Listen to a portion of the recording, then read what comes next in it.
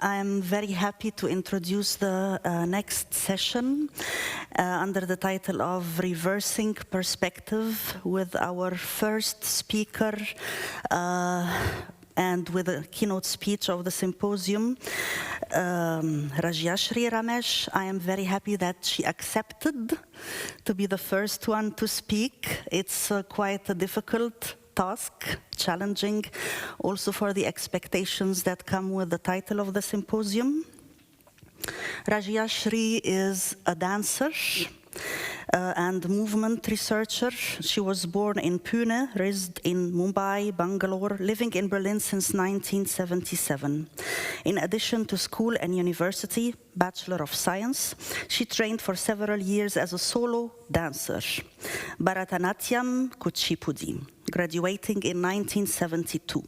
In Berlin, she founded the Academy for Performing Arts in 1993 and the Razika Dance Ensemble to promote young dancers in 1996. Since then, she carried out conception of cross-cultural genre stage productions, international lecture performances, workshops, and paper presentations. After certifying as Laban Movement Analyst 2008, she has a doctorate from Europe University Viadrina in 2019, and currently she is developing a dance movement degree, Barata to Barteniev, at the Global Music Academy Berlin.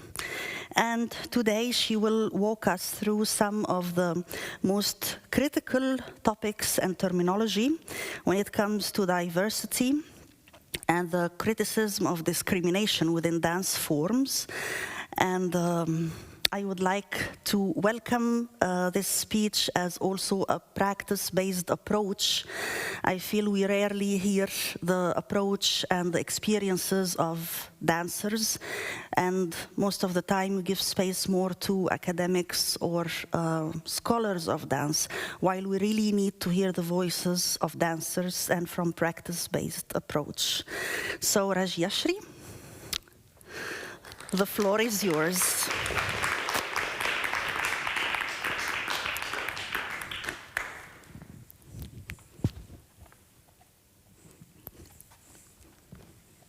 Thank you so much,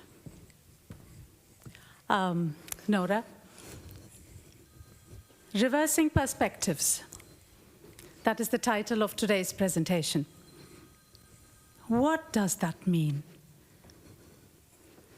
Dance, or let me pick up some of the terms that we want to discuss in this symposium. The dancing body, dance history, etc., are meandering in time, often without the possibility to reverse actions, because we've made them already. Without the possibility for a retour also, because we have moved on. And at the most, a rebound.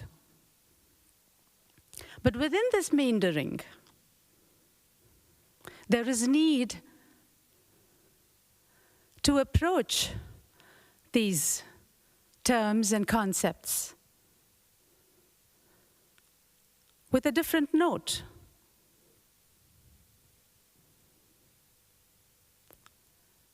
Dance history telling and the dancing body. Who is talking about what? Dance history telling by the dancing body. And let me say here, I would like to call that the dancer artist itself. Yes, it should and it can happen through the dancer himself and herself. The dancing body-mind, not just the body. Because dance itself should be the basis, the grounding for discourses. Because you're talking about dance. It should become the place where the discourse begins And who else can talk about it than the dancer practitioner? Of course, with the help of those who study it at a different level, but that dialogue has to take place.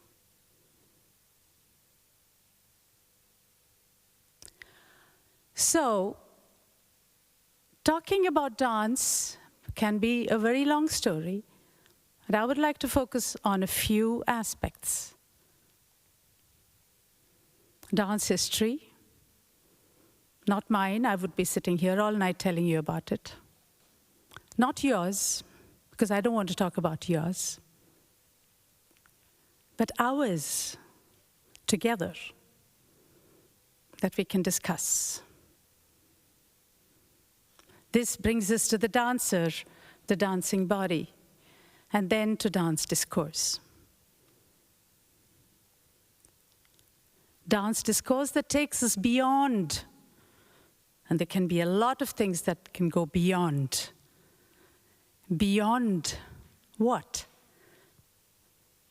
Beyond segregational tendencies, beyond categorizations, beyond power politics, beyond cultural history, religious history, national, political history, etc. There's a lot of things we could look beyond. But in the meantime, we're forgetting what dance is and what it means to the dancer, the dancing body. Because we get so lost in intellectual talk. Why? Why do we as dancers claim for ourselves the need to be so intellectualized in our work? Not that it is wrong.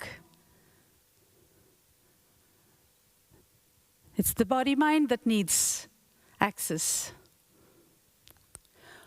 But why do we think we have to go into realms where I say dance history, where dance has its special status quo among the performing arts? I often feel it is the stepsister. Let's talk about dance history now. Let's stay here. That's what is affecting us, in which we are involved, here and now. Let's look at dance in the last few decades. That's enough in Germany. Even until the 90s, or late into the 90s, you would look in vain for a column in the today's events of the newspapers for dance. Tanzrevue, or theater, or Musik, Konzerte, concerts.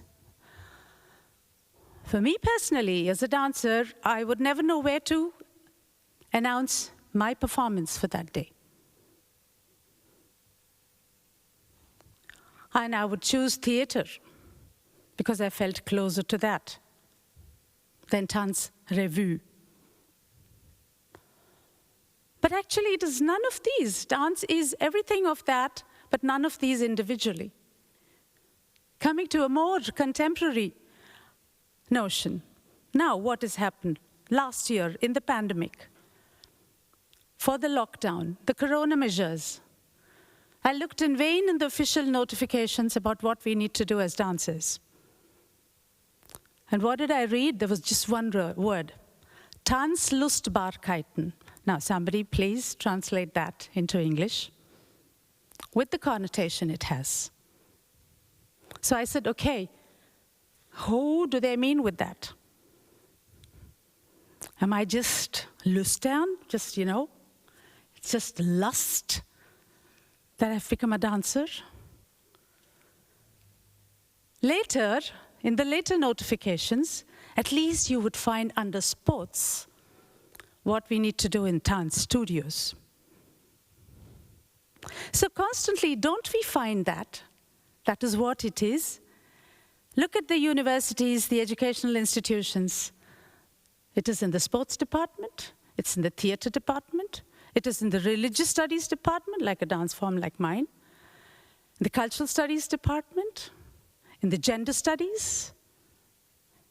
Social scientists talk about dance. Literature scientists talk about dance.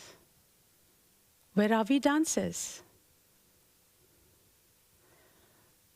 It's not taken seriously because we're practicing dancers.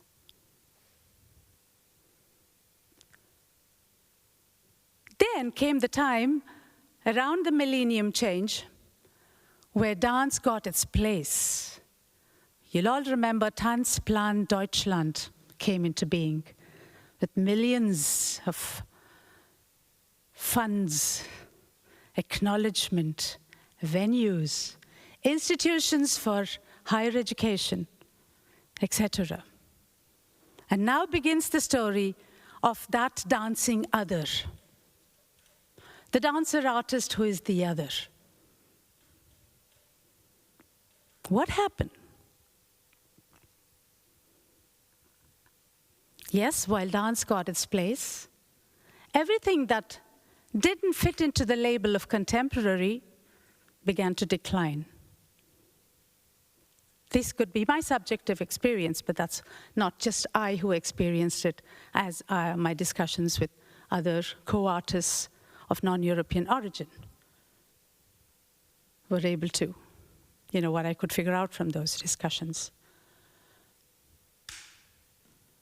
Then, what turned out to be, what for me is a diffuse definition, is later in discussions, modernity meant, or contemporality meant modernity, modernization. You have to modernize your dance form to take it into the future with new approaches, is what I was told by the director of the dance department of a well-known Berlin venue. Or there was this connotation, modern Western versus traditional whatever, which meant non-European, non-Western. Why am I not modern? Even if I embody probably a culturally specific form, but it's not a culturally specific form. Why would otherwise why are there so many dance schools, especially in Germany, where people dance or learn something of their choice, which is not being reflected in the mainstream? Why do people feel so happy learning? I ask myself, people ask me when I go to India, what is it that they find so interesting that they're learning from you? I have people from all over the world. If I ask them, they say, we like it, we feel good. It's their choice. Because why they're getting into a dancing body, they're getting a feel for it, for the practiced form. They don't want to hear about the cultural history of my dance form. I don't want to teach it to them. Nor the religious history, nor the contextual historic placement, which is also relevant, of course. So what do we want to do? What do we require for that? A new discourse? Not that these performances were not there. When I look back into 70s and 80s, halls used to be full with concerts and performances. Lots of people being interested. But that was in the garb, of course, of the cultural aspect, of wanting to know the cultures of the world. It was the cultural aspect that was interesting. But around the time when dance got its place here, there was discussion about light culture, lead culture. There's discussion about integration. What do I do with my dancing body, which has its own history, but I'm integrated? I'm modern, I'm gender strong, I speak all the languages around me.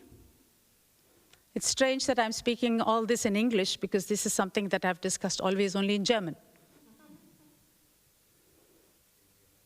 Because this is where I am. This is the place where I am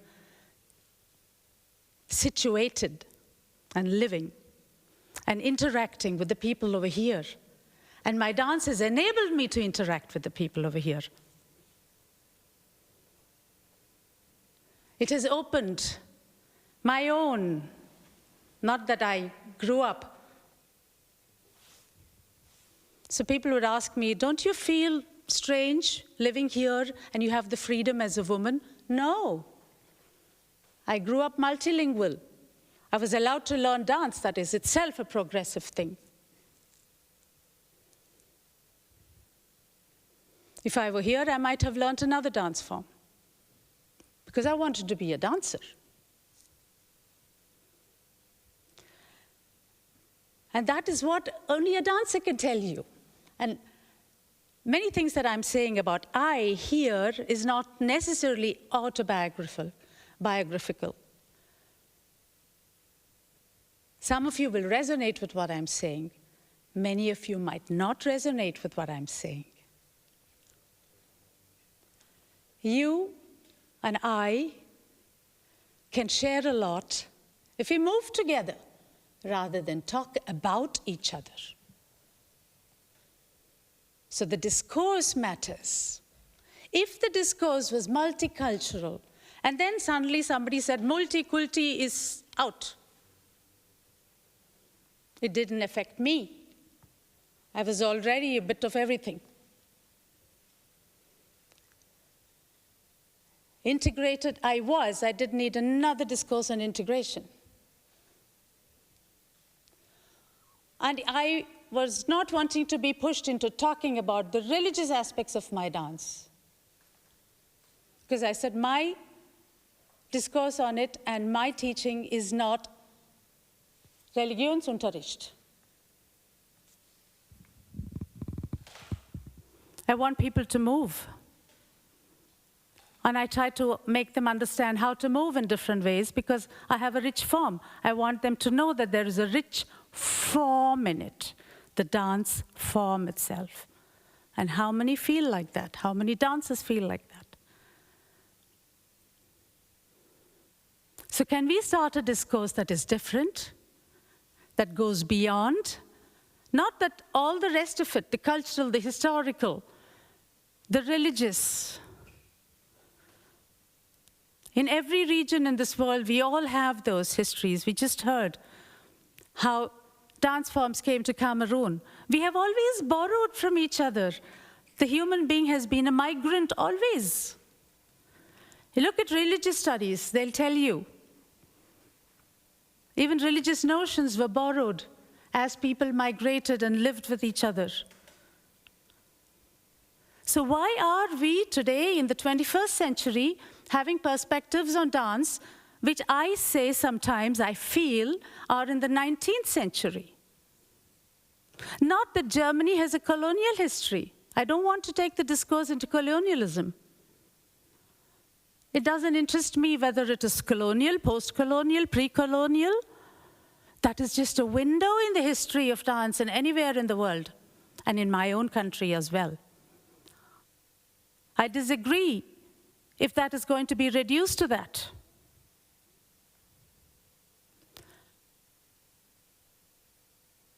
And yet the countries which were the colonial powers, to tell you the truth, even if my colleagues there would say, oh, we also face discrimination. I don't even want to use the word discrimination. It's not even that. It is beyond. I don't feel discriminated in this country. But still, I do not feel as a dancer that I can develop my potential the way I was trained for it, to be a stage dancer or whatever. I do not want to keep performing in intercultural street festivals where I'm not given the stage I need. I'm not even given the size of this carpet. So how am I going to develop and present my dancing body? And they're not ready to clear the stage because the musicians after me have to play. But I'm also the artist of that evening.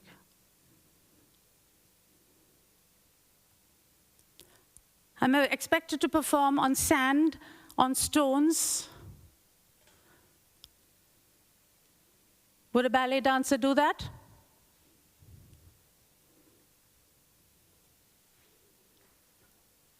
So, apart. What we need today is a discourse that doesn't have to justify what diversity is. I don't have to be a radical choreographer, the term I have read in many a program booklet of the venues presenting dance in the last 15 to 20 years. As if that is a justifiable definition to be able to access the mainstream. What is it radical? A dancer is always radical. Everybody thinks a dancer is crazy. I grew up thinking where people would think I was crazy because I was learning dance. Why is your daughter learning dance? My parents had to hear. So we are one community. We have the similar experiences because dance itself is like that. That is the history of dance. But that apart, that could sound idealistic, that could sound esoteric, that sounds romantic. Let's go beyond all that. Let's put the discourse there where it needs to be, as a dialogue of dancing bodies or dancers, let me put it that way, artists, where artistic work is looked at. Where the dancer is judged by the artistic work and not by the categorizations. I'm not talking about color either. Yes, there is discrimination if you are of a different color. But I don't want to also be put into a protected area because of that. Because I need to be protected. I don't want to be put into the protected area of interculturalism, into the protected area of exoticism. But get into that dialogue in the competitive field that dance is. So we are challenged to do, and we are always exploring our artistic work, any dancer. And all that exploratory work needs to be judged equally, without categorizations, without backgrounds. Migrationshintergrund. I don't want a special place because I have a Migrationshintergrund. Because that will make, anything is diverse then. Anybody who is moving in an exotic way, and I would say, there was a time when I was really very critical and I said, anybody who has a brown color, different kind of eyes, and doing some exotic moves were asked to come and present at the intercultural performances. No, that is not dance either. Dancers have reasons for the choices they take in their dancing bodies. And sometimes those choices are, of course, situated where one is. And one develops that art. And the richness of that art is what drives the dancing body to go on.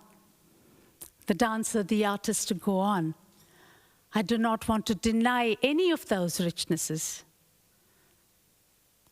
Mine is the forms I learned as a stagecraft for many, many years. And I've spent all my life refining, understanding, finding out what it is special in my body to do it like that. And any other dancer will tell you the same thing. And that is the discourse we need to have of a dialogue, a discourse of dancing bodies. And I agree with Nora when she says, we want to listen to the practitioners talk. That is one of the reasons I went into academics after 40 years of being a dancer. I was fascinated by the theoretical framework I had to place my work into. And I got a lot of rich inputs. The dialogue between art and science, Kunst und Wissenschaft. It's still very special here in the West. But for me, my art was called Shastra, science. So it's nothing new to me. It's just that even modern sciences can become the dialogue for art, not just cultural, historical references. And the dialogue can be so rich and so varied and as diverse as any dance form is. That is true diversity, the richness of forms, the richness of interpretations. And when I get together with artists of other countries, of other artists, I have always created productions with them through the actual movements that we have in our bodies. And the dialogue was most beautiful then. We never reduced it to any of these labels. But it was always a dancing dialogue where everybody kept their form in their bodies. And it was not judged for being like that. And yet created a piece on stage that revealed, yes, we can talk to each other. So richness in dialogue, diversity in dialogue, diversity in forms, richness in forms, without and beyond categorization should be the discourse, I feel, where we start talking to each other at a totally different level than it has been very often and quite frustrating for many a dancer. And I'm not talking only about myself, because I've had so many beautiful discussions and I've done a lot of work with some very beautiful dancers who are also frustrated. Not that we don't have opportunities in this country. We are already a pluralistic country. And we have all been moving towards pluralistic societies. And these pluralistic societies need also to reflect in the dance scene. Pluralistic approaches. Where we share the space, and the space is not reserved only for certain dance forms. If I danced on a state theater stage with 9 years, with 49, I was dancing on something like this.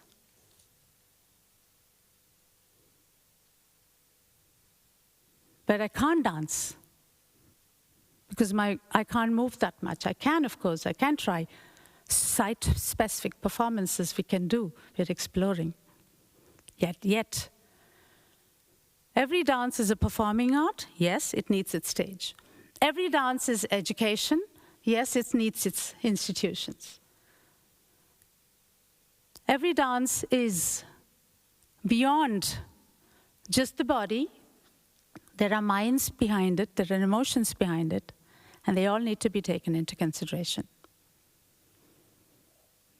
So not just the dancing body, but the dancing body mind. It would be lovely if these body minds come together in their diversities. And not because we're running around now trying to find diversity in a pluralistic society and trying to just grab whatever is nice and colorful and put it together, throw them together, and say that is diversity. No. And so I'm really happy, and I'm delighted to have had the opportunity to present this first session keynote. I feel honored that this opportunity has been given to me, and thank you very much, even to the curators, for allowing me to speak today. Thank you.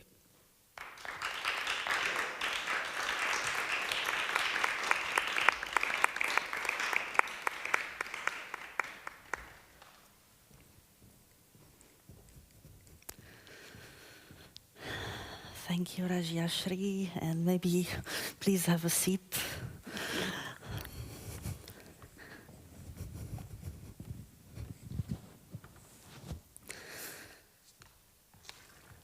I also want to have some water. Yes, because I was taking notes and writing questions, but thank you, I will drink from the bottle. Ah! And now starts the mess with the clumsy person on stage. I'm sorry. We have a very explosive subject called dance, so. Yes, it's exploding the water. So,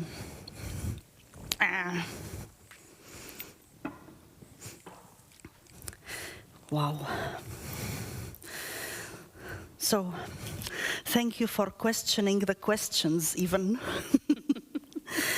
And bringing to the table, I think, the topic of the instrumentalization of the discourse on diversity itself, and the discourse on cultural dances or cultural forms, and how this can be instrumentalized and contained in order to keep the power system going as it is.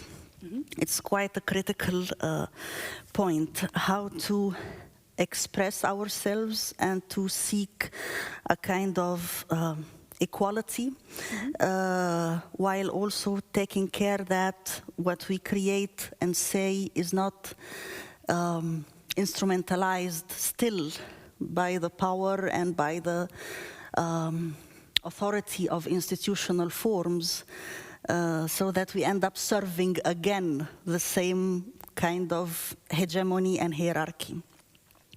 And for me, this is a very critical question. I don't know if you have any thoughts to it, what to do. Yes, this is one point that came to me as well. Let me come back with my thoughts of how we succumb to these discourses about us. That we dancers ourselves start talking it like that. So when I came to Germany, until I came to Germany, I was a Bharatanatyam dancer. When I came to Germany, I became a temple dancer. And I was confronted with questions about the history of the dance. And until then, I was just learning dance to become a stage dancer. Not that I didn't learn the theory of dance, but there were no books that were written on it. And I started answering questions. And at some point, yes, I was talking about the historicity of my dance and how I like to do the themes that I learned.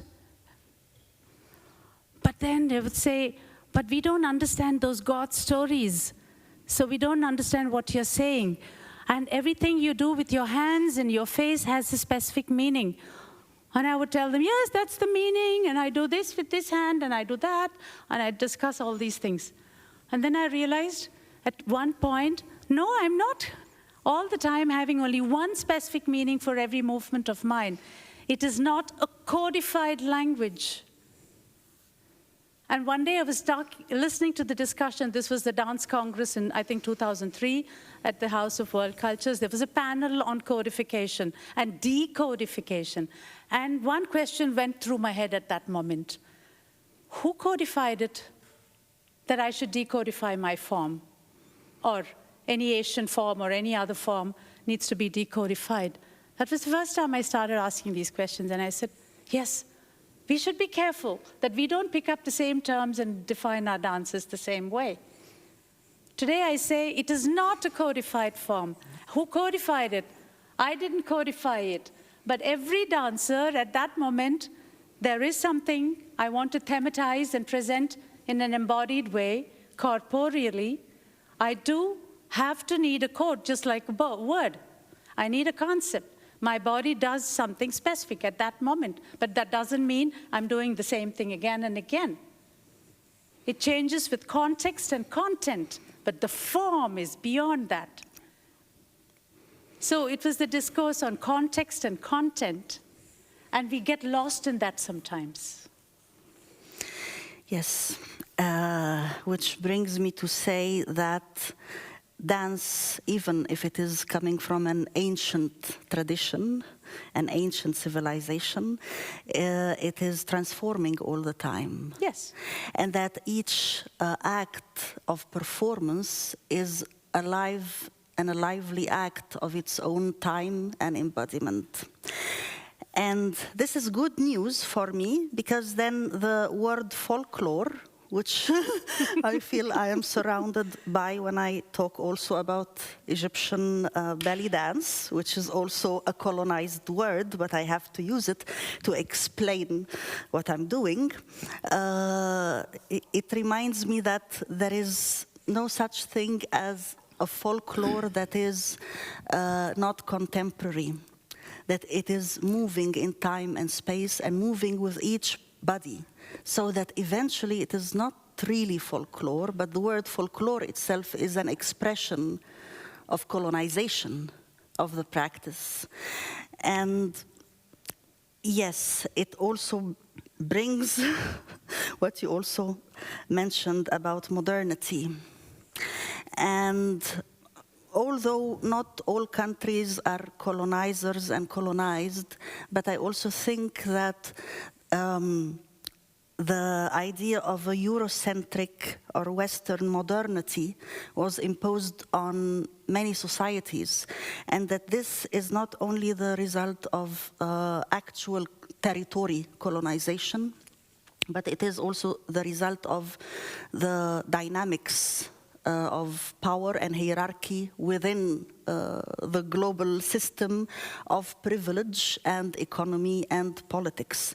And this also impacts all the creative expressions that need to define themselves, whether they are modern or not, according to this model of modernity, which did not really develop in a natural way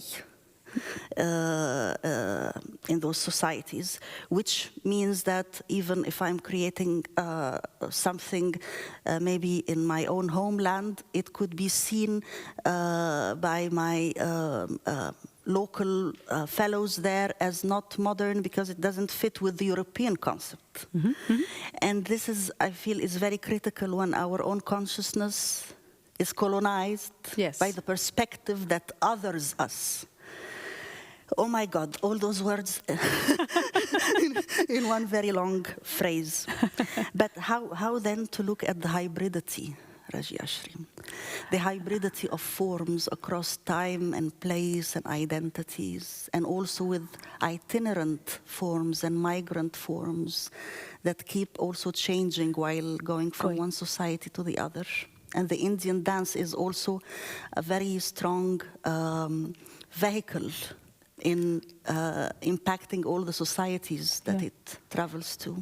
Yeah, actually this, okay, my own dance history, the forms that come from my country, where I was born and I grew up in, though I'm living the major part of my life in the meantime in Germany. But I was, of course, my dancing body developed there since I was a year and a half. But when I look back at the history of our own dance, the word hybridity, it has always been there. Every dance has been hybrid. I cannot find a linear history of any of the dance forms that I know that didn't change, that didn't borrow, that didn't... They had a historical context of change every time. So what are we talking about? 3rd century BC, 5th century AD, 1000 AD? 1800 whatever, that is when the repertoire that I learned as a child developed. And then everybody runs around saying it's 5,000 years old. No, it's not 5,000 years old. But the dance itself is probably even older. So when this very famous choreographer, radical choreographer, contemporary choreographer, Chandralekha came to Germany, I was reading in the newspapers over here saying that it's like 2,000 years ago. I said, what is like 2,000 years ago? Who knows what it was 2,000 years ago? How can they say that? dance like still 2,000 years ago. I'm not even dancing the way I learned when I was in the 60s, because I changed the aesthetics myself. We belong to the generation, and I've seen when you've lived for 40, 50 years and you've lived through dance, those aesthetics change. I wanted something else. I wanted lines. I didn't learn those lines. I didn't like the way I was shifting my pelvis before, because it was affecting my knees, just as easy as that. Let me demystify it a bit. Put it into the pelvic floor, rather than into some kundalini, if you know the word. So, a dance form is always, for me, a hybrid form. And we dancers who are constantly exploring are, whether we want it or not, influenced subconsciously. When I'm standing next to somebody and doing a movement like this, I'll do it, because it just comes intuitively at that moment, though it's not my vocabulary. So, and talking about folklore, which form has not been influenced? Folklore is nothing but folk forms, danced in certain regions the way. Don't tell me something like this is not in ballet. Or when I do something like this in my form, it's folk. When I do a movement like this, it could be the hunter. His movement has moved into my dance form. There is nothing wrong in thinking beyond that. A folk form is a regional form. And as dance forms get defined more and more, we are not creating something new every day. We still have the same bipedal body, but we are finding new interpretations for it. Or maybe we are also creating something new every day. We are It's creating also something new possible. because I want to be comfortable in my body. I'm not dancing the same item I learned as a 9-year-old. I will still dance it today, but it'll come out differently in my body. And then suddenly I find myself doing something else, and I say, I like that. It feels powerful. I feel more mature. I don't feel like that 9-year-old. And so it is change. Dance is change. But still you will find a thread. You will still find the vocabulary that is similar. Of course, there is a technique for everything. You are being trained in that technique. And there was one time in another Congress, and this, I think, took place in Düsseldorf, and then there was the discussion about how even contemporary dancers need to be trained in ballet. I said, why only ballet? If it is contemporary and you're looking for a new form, come, I'll teach them also. Let them be trained. Their primary style need not be only ballet. If I'm looking for something new, then let's get trained in another technique. It's good if this can happen, so we don't all have to go through the ballet class in order to become recognized as a dancing body. And it is happening.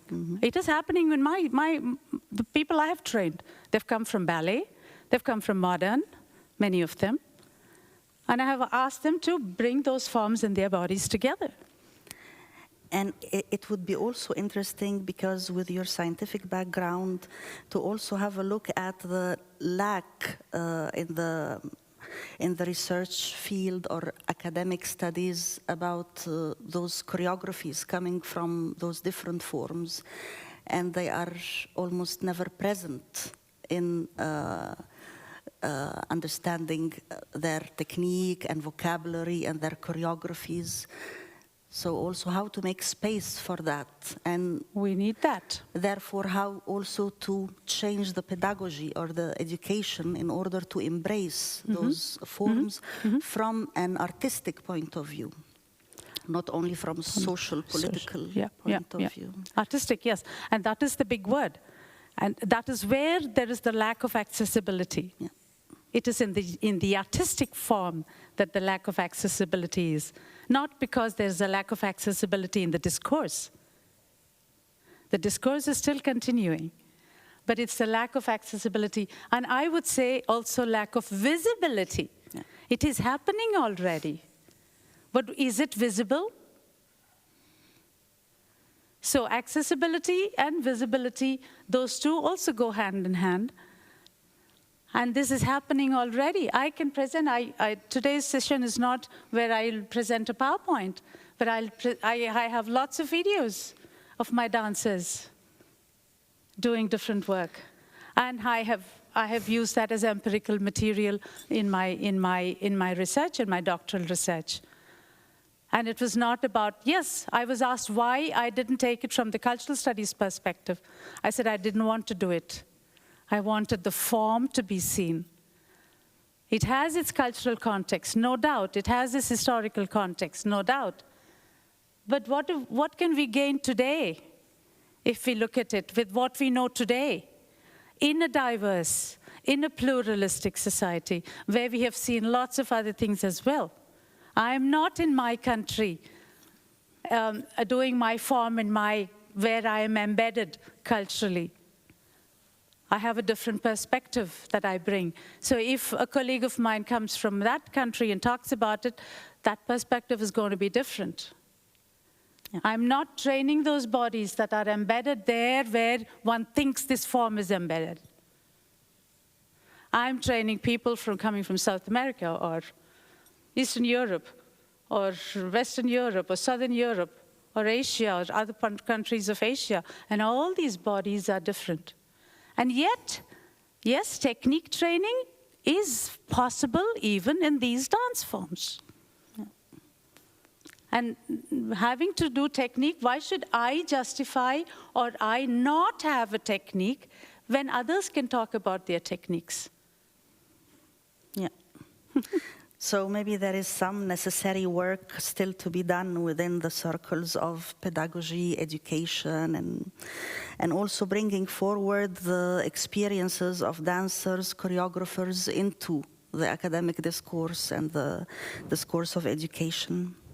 I want to start opening for questions now. Mm-hmm. So maybe we can also have some questions or responses either from the Zoom attendees or from people in the space. There is a microphone. If you want to step and say something, you are most welcome.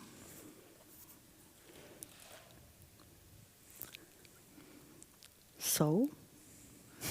Somebody going to raise the hand? How is it going to happen? Because it's a hybrid session. Yes, I think we will get some information from the Zoom host.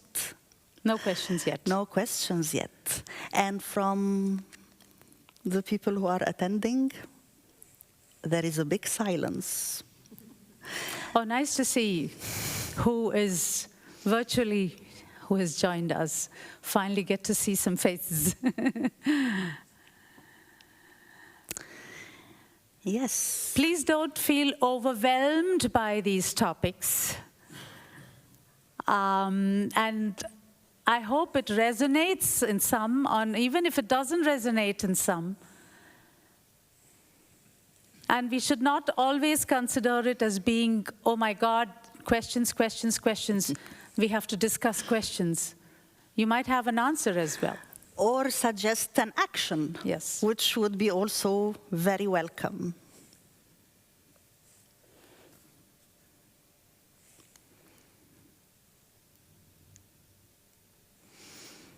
Yeah. So, question from Bianca. Hello.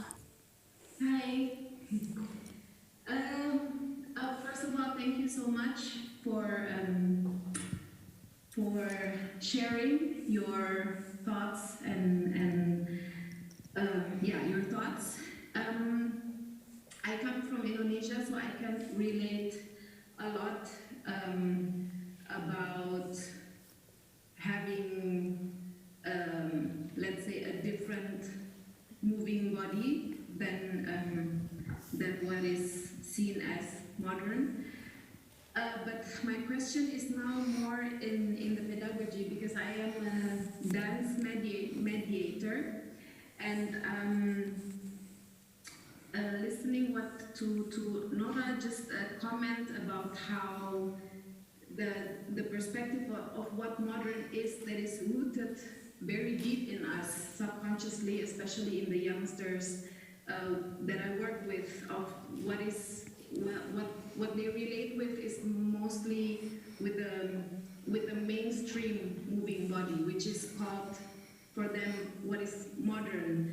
So I just want to know what you think of that, because I used to question, or I used to think about how to get them think differently, but I start to change also my thought about what is pedagogy, and I don't want to make them think the way I think or make them see the way I see, but I want to see them. And when I start to do that, I see that what they relate with, what is modern, is that what is mainstream.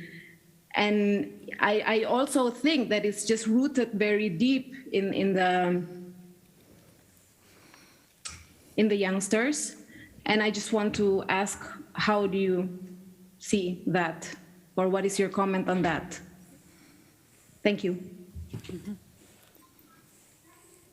Shall I take that question? Of Is course. it for me? All the questions are for you. Okay. Yes, I can relate and resonate with what you're saying, because I have also had sessions with people who want to learn my form that come to me, but also those who are in other forms. One word that came to my mind towards the end of what you were saying was, here comes the question of power politics. Why is modern or contemporary rooted in the minds of people is because we are afraid that we will be left behind if we don't do it. Because that is what is being funded, encouraged, and seen, and described, and defined. If you do not have that word, contemporary approaches, you might be left behind. And so a lot of training also happens at that level. The other hand, another point that you brought forth is, yes, you're trying to look at what the others are, what is in their minds, and also what is in their bodies. It all depends on what is it that we want to teach them when we have a teaching session in terms of dance pedagogy. There are two different things. One is, for me, when I have people coming to learn my form from me, I'm teaching them that technique or understanding, to understand that technique, which happens often in my case. And in fact, they only want to learn that only, that vocabulary only, let's say Bharatanatyam, with all its repercussions. And then I have to see that I make their bodies understand what this technique is. And there my movement analytic knowledge helps me a lot, I've noticed. And at the same time, I'm looking to see whether it resonates in them, even if they want to learn it. Is it something that really makes sense to them when they move like that?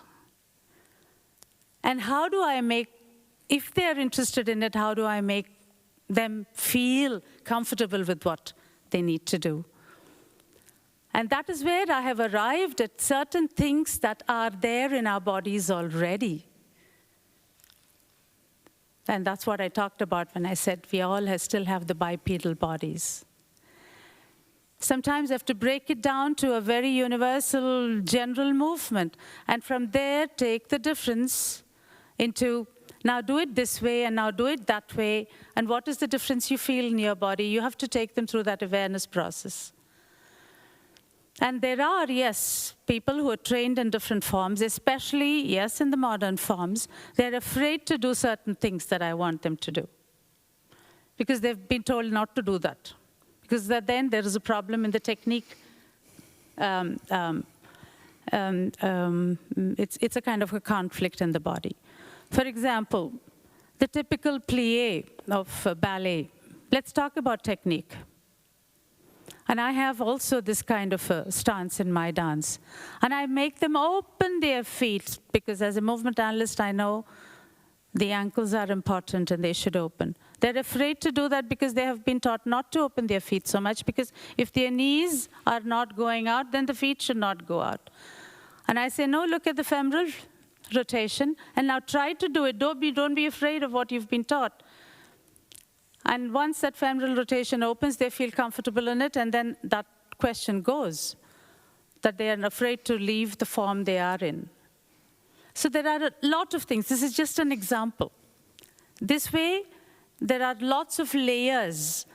And I think you have the opportunity to really explore with them. The different movements, the movement you want them to do and the movement they want to do. And I think this is where the dialogue begins. I mean, you're at the right place with it. And I wish you lots of insights by just doing and trying these things. I want to add something. Because I got excited now with this.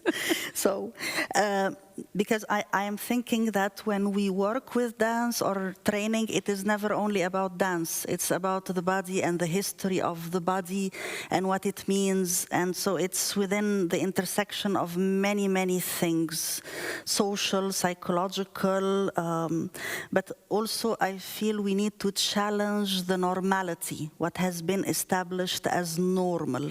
We need to challenge the norms and not to be afraid from that. And sometimes, in order to do this, we need first to maybe, I will say decolonize, for the lack of a better word, the pedagogy, how we are also dealing with each other in an interactive and equal process, and not also adopting so much hierarchical positions when we are working with dance training, so that we are all also equal partners in this process. And that is the dance discourse that you would say was necessary at that level of pedagogy. That we make people know that there is this way of doing it and that way of doing it, but finally, that is where the practice comes in. Where are you feeling? What is your signature finally? What is your dancing body telling you? And whether you like to do it. And it's your choice, which form you pick up later. But to cross the borders of taboo and shaming is a lot of work, I would say. But now we have another question from Magozi. I hope I'm pronouncing it correctly. Excuse me if I'm wrong. Hello, Makhosi, born in Botswana, grew up in South Africa and living in Berlin for 7 years now. First of all, thank you very much. It's such a pleasure to be here and to hear, to have myself reflected back to me in my generation as a dancer and realize, or as a movement practitioner, as a physical theatre movement practitioner, and realize that these conversations have been had, they're not new, and they're still happening. The same questions that I had when I arrived have been going on, and the discourse is constantly shifting. I don't particularly have a question. I think I was just like, this is so exciting, and wanted to add on from Bianca's question that I'm currently also working with young up-and-coming artists who have just what I think the code word is entry-level artists.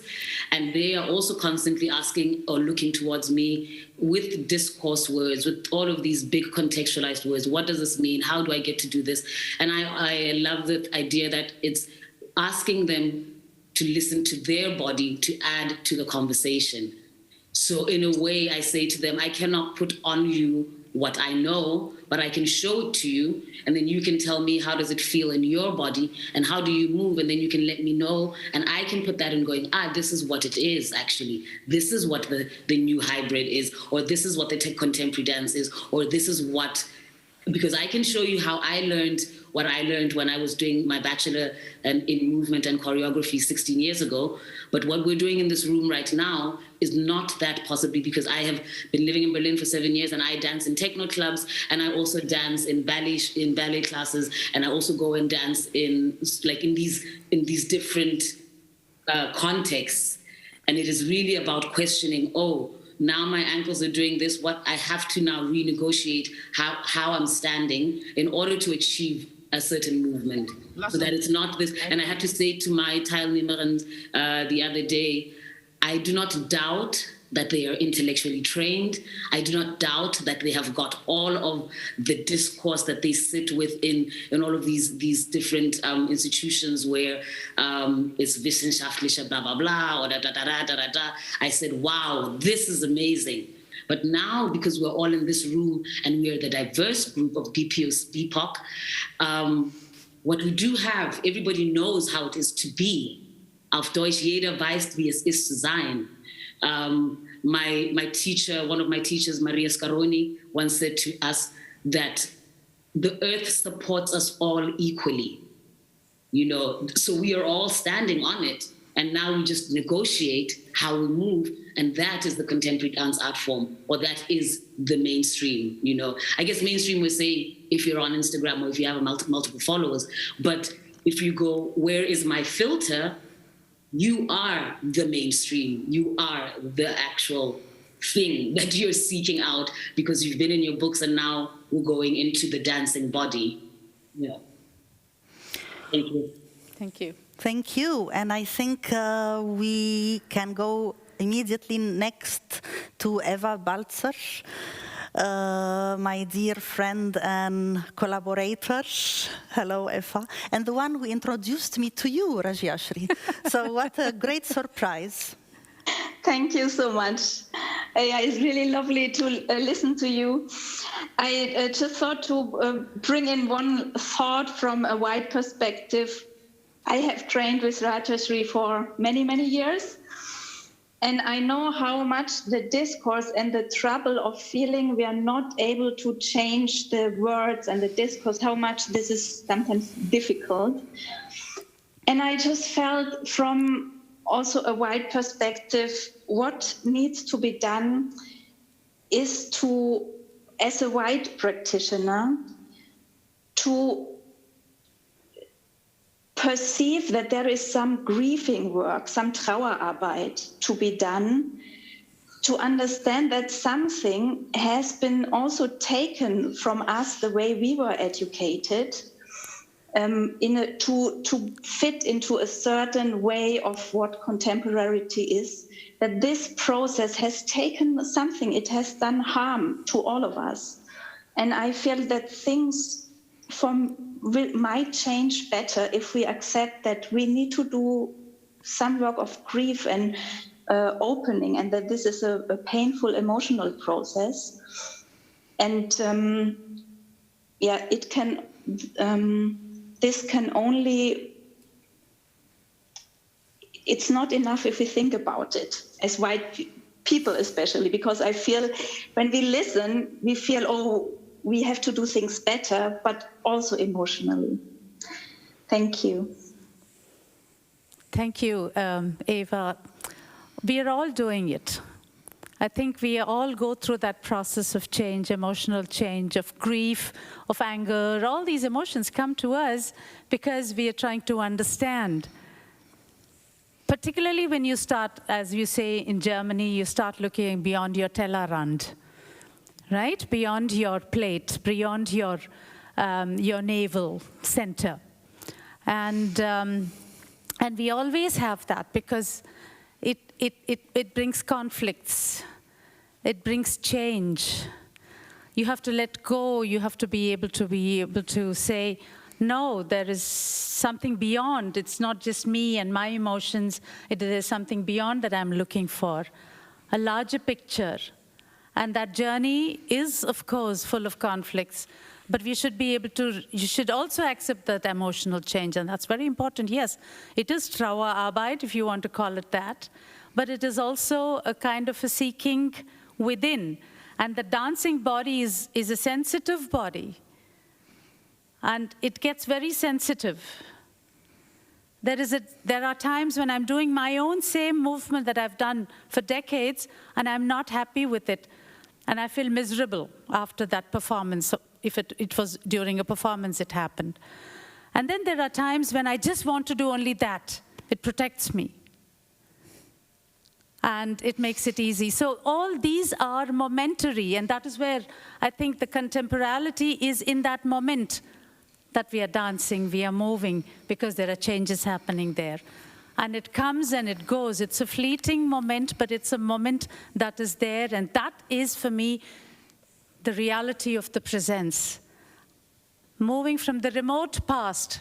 It could be the history of the dancing body, it could be the history of the dance itself, it could be my history, it could be your history, individual histories, collective histories, whatever it is. Remote past to something into the future, but that is that moment of reality that is only in the present. At that moment, I had this experience, and that was the dancing body.